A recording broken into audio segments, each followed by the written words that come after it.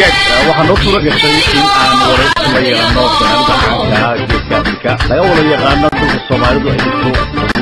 Ethiopia Somaliland Soomaaliya waa kanada waxaan wareysanayaa wali Cabdo Bakar Sheekh Qadadiya in badan ayaad ka daawateen ama aad dhageysateen sugaanta ay noogu soo gudbinayso codkeeda Tolmoon heesaha dhiiga ku dhaqaajinaya haddaba waxaan leeyahay Sheekh Qadadiya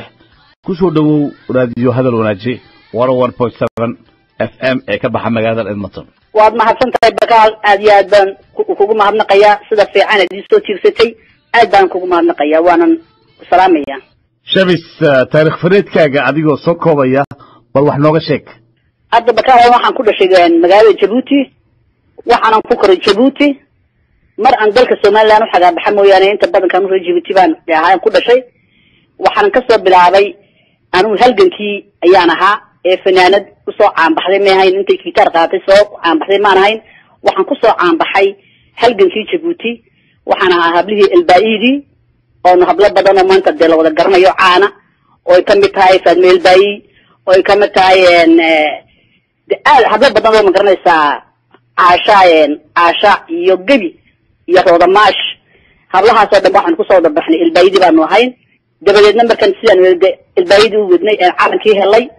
ma sha Allah dee waa kaasi heesa badan waan ku lahaa waxaan ka soo bilaabay xaafadda Captain Sank ayaan ka soo bilaabay anu Elbaidi halkaasaan xaafaddaasaan u gelinay waxaan ahayn xaafadda ka soo horjeeda Elbaida halkaas anigoo yar aan ku soo bilaabay waxaad loo sheeg haddii aad xasuusatid heestaadii ugu horeysay ee meel fagaara ka qaaday Shabisay ha miyaa bal iloobi karaa waa taariikhda adduunka igu dhigan ana marnaba iloobi karayn marka aan heesayna labada indhood ilma ku buuxsanta taariikhdaas tu iloobi kara maaha ninkii Djibouti aanina uu garanayaa heestaasi ee markaan garanaysa intii aan jirin tarbiya kuma jirto laakiin intii markaa ama ilada ahayd ama iga waaweyneed way fahmayaan heestaasi waxay ahayd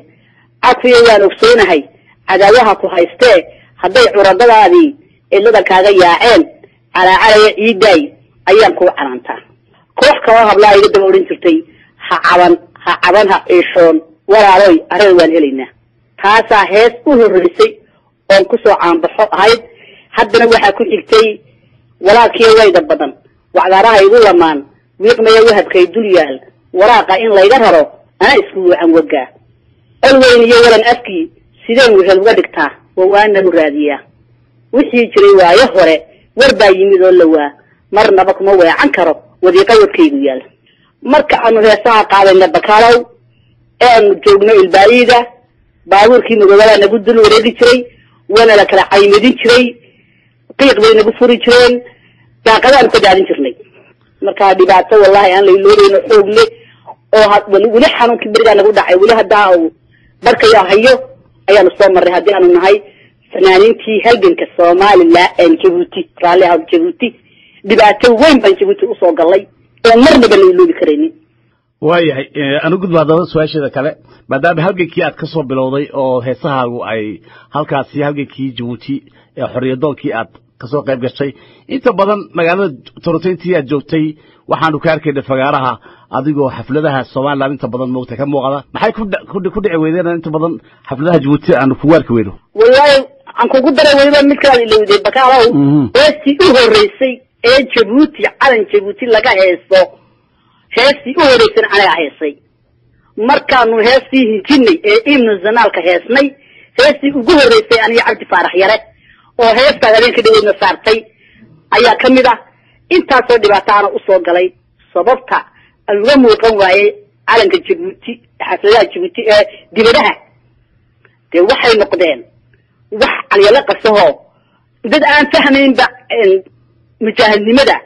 dad aan fahmaynba wadanimadu waxay tahay oo meel alla meel ay ka yimaadeen aan la garanaynin oo qaar baan ko wiilashamsay xagga ku dhaatay iyo xagga ka soo algintay inay Djibouti hey waxaan ku meeynay saafe na Djibouti ma lagu dhawan karin ma isma ku dhashay adna hadda kaan dalka timid iyo ay shacay iyo birdabe ana Djibouti waan ku dhashay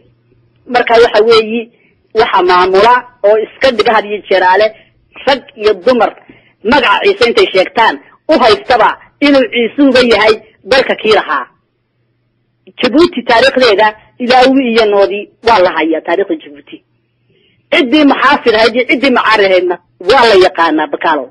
وحنفلا يا شمس كسو كور كرمنا horta taariikhda Djibouti halka waraysiga maanta laakiin bal waad loo yar gudbari doontaa wixii aad ka xasuusto hadda taariikhdii halgankii hees labaad oo calanka u qaadimay jirta Djibouti maba kala dhaxanayso way badnaayeen anagu inta badan inta ingaan ku soo sheegay baan kiri bad yahay jirnay laakiin bushu yeesoo haayeen qumaraha xusbiga haya aabo heesad waxa weeye cadad ma lahayntii intii aan halgabaynay heestan geesigii jiray gobonimada jecel waxaan ku weysaynay koox habla ah iyo koox habla ah ka kale gafaa ama galansadii gaashiyaysanyo kayiga u dhinta gooriyo ayaan gulaaroodu ku jira heesaha soo meeran iyo geesigii jiray dee cadadba ma laha mar labaad waxaan ahaayeen bakaalow hablihii berigii uu yimaadeen wufuudii madowgii ee doonayay inay la yidhi orda soo hursada inay ka run tahay dadka reer Djibouti inay calan doonayaan kale waxaan la geeyey halkii libaaxyada ee dhinaca ay xambul xigtay ayaan la geeyey halkaasoo heeso badan ku heesnay heestu waxay ahayd waa kow waqti midoweyno soo wakiisheen walaalaha Afrika ee waa kow waano waxsiin iyo weersan imikana wufuday waalidin waroomayna waheykii Angooliyo kawiladay Mozambique anu weli haysta heesaasa ka mid ahaa